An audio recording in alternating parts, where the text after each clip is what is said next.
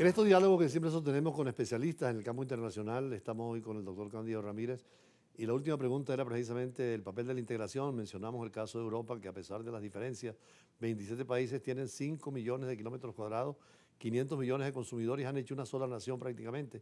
¿Qué pasa con América Latina, que de Bolívar y Miranda queríamos la integración? Bueno, la idea de Bolívar, de la integración regional, con Colombia se ha avanzado, el gran proyecto de la CAN, de la Comunidad Andina, pero Volvemos a la Comunidad Andina de Naciones. nosotros volvemos a la Comunidad Andina de Naciones, pero nosotros debemos entender que somos latinoamericanos, que somos hispanoamericanos, apuntar a lo nuestro, a la unificación, digamos, de una moneda, al comercio bilateral, al comercio internacional y en los tratados de protección de inversiones. En ese sentido, Venezuela ha avanzado porque ha suscrito tratados de protección de inversiones con Colombia, no solamente con Colombia, nosotros también tenemos tratados de protección de inversiones con España, con la Comunidad Económica Europea. Es decir, Venezuela ha permeado del punto de vista del derecho internacional, atendiendo a la legalidad y al respeto del derecho internacional, con todas las relaciones comerciales, por ejemplo, con Repsol, España, en Italia. Venezuela se está apuntando a una nueva perspectiva global, económica, porque el mundo tiene una necesidad a raíz de la guerra y también para concluir en el tema de nuestra América, detenernos nosotros como latinoamericanos, avanzar para unificar un criterio único. Sobre eso es posible, y usted tiene experiencia en materia electoral. Los consejos electorales tienen una unión en materia educativa, hay una unión latinoamericana, en materia comercial está el sistema económico latinoamericano. En materia de fiscalías, por ejemplo, todos los fiscales de América Latina, en materia de Contraloría, unir esfuerzos para que las instituciones tengan una especie de supranacionalidad, donde podamos tener doctrinas nuevas de integración en todos los campos. Sí, bueno, el concepto de supranacionalidad que tienen los estados, recordemos que el derecho internacional, el principio fundamental, libre determinación de los pueblos y la soberanía, pero nuestra Constitución establece en el artículo 7, digamos que la Constitución es la norma suprema y en dado caso el tema de la jurisdicción pues es el Tribunal Supremo de Justicia en la Sala Constitucional. Entonces, más allá del tema de la integración regional, de la creación, digamos, de un banco, digamos un banco que sirva o una fiscalía que sirva, hay que ver que pues las fiscalías obedecen y se deben a la nación, al Estado como nación. Sí, pero claro, las naciones también pueden pedir a la soberanía, limitarla para aceptar organismos internacionales. De hecho, cuando vamos a la ONU,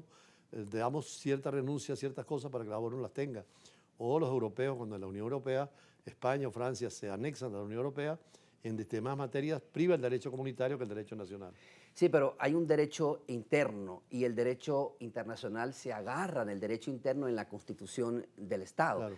¿Y para qué me sirven los organismos internacionales? Hay que respetar. Venezuela es respetuosa de los organismos internacionales, pero nosotros nos detenemos en la De carta. hecho, el canciller está en la ONU Sí, hoy, presidente, ¿no? Sí, ha estado en la ONU porque todos los jefes de Estado han estado en las Naciones Unidas. Entonces, la Carta de las Naciones Unidas ha establecido una estructura, un parámetro en respeto a los derechos humanos, en respeto a las libertades, en respeto, digamos, a las soberanías. Entonces, ¿hasta qué punto sirven estas organizaciones para pensar en lo que hace rato hablábamos de la confiscación de un bien que le pertenece a la República? ¿Dónde queda hay errores en las Naciones Unidas, pero también hay muchos aciertos. Alguien decía que aunque no existieran las Naciones Unidas, habría que crearlas. Es una instancia de debate, de discusión. Lo que ha pasado en Nueva York, que están todos los Usted decía hace rato, señor embajador, ¿qué pasa con el Consejo de Seguridad? ¿Por qué no hay de Latinoamérica? Hay un problema. ¿Por qué no está Venezuela? ¿Por qué no está Colombia? ¿Por qué no está Brasil? ¿O por qué no está México? No está Pakistán, que es tan importante, o India. ¿O por qué no está Nigeria o Sudáfrica por el continente africano? Por eso Lula preguntaba y decía, ¿qué países podrían integrar el Consejo de Seguridad para tener, si no eliminarlo, por lo menos más democracia? Porque cuando son problemas rusos, los rusos se atienen.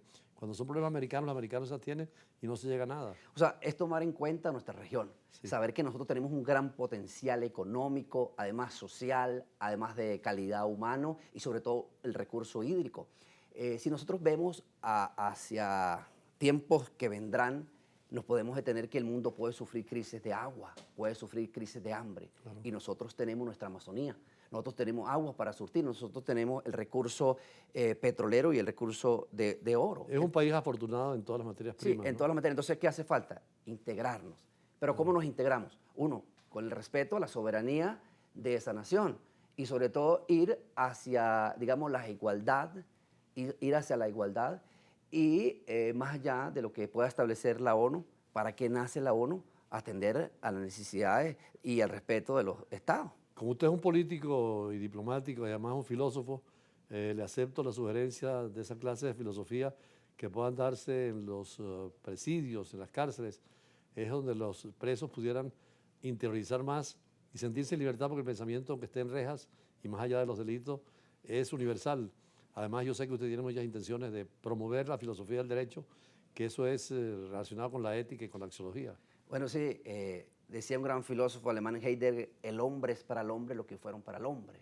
Vivimos tiempos actuales donde debemos detenernos en la filosofía para poder entendernos, para saber que el otro es como yo y que el otro nos necesita con una certeza, con un sentido de la vida, con un sentido más humanista, con un sentido más de paz, para llegar a poner fin, porque a estos organismos que hemos venido hablando no han puesto fin a la guerra, no han puesto fin a los conflictos. Entonces, es detenernos en la esencia del ser humano, porque el ser humano tiene una parte profunda donde no carcome el mal. Y es ahí donde se puede conectar el razonarse con el otro, la necesidad que tenga el otro, atender a esa necesidad que tenga el Está otro. muy kantiano, don Emmanuel Kant, y el imperativo categórico, pero en la línea más existencialista es la existencia la que determina el ser.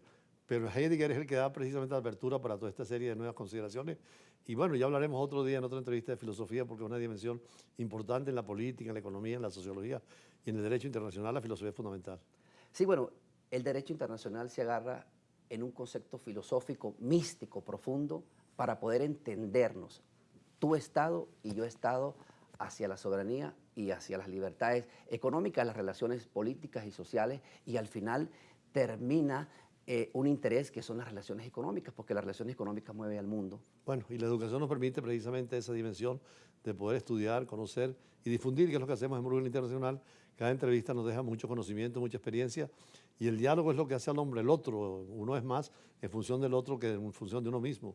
Al fin y al cabo, como decía Ortega y Gasset, somos nosotros y las circunstancias, como esta tarde, que ha sido una circunstancia más. Así que despedimos a nuestro amigo, el doctor Cándido Ramírez, y seguimos con otras entrevistas del día de hoy. Ya regresamos.